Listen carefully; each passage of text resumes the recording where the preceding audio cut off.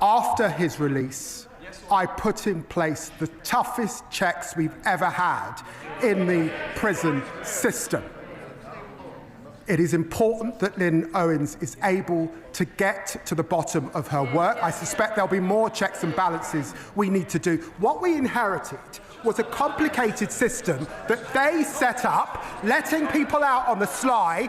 That's part of the problem, and we're trying to fix it. He must have missed the debate, because in the debate, of course, I said sorry for the anxiety caused whilst Kibatu was at large, and I repeat that. And it's hugely important that Dame Lynn Owens now gets to the bottom of what has happened with her further investigation. Well, the House is thankfully quiet, so I'm surprised the honourable gentleman didn't hear me when I said that of course I apologise and I'm sorry for the anxiety caused.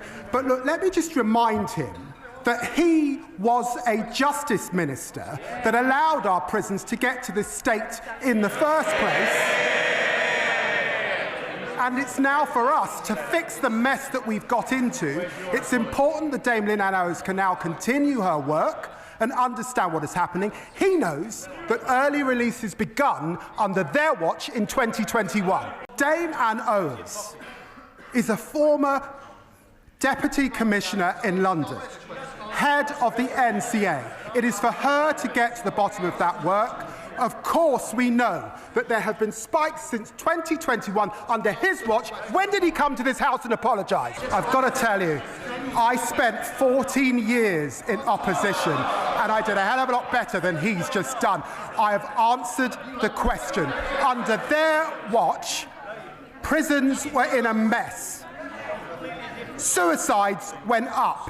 Prison officers cut. 20,000 neighbourhood polices lost. We've deported more in the last year than they deported in the last 5 years. In 25 years in this House, I've not witnessed a more shameful spectacle, frankly, than what the party opposite left in our justice system.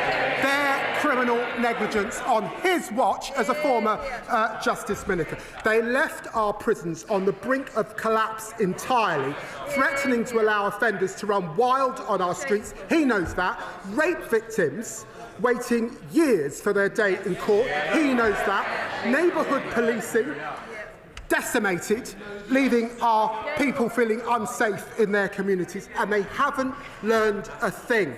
We are tackling knife crime, that's why it's falling.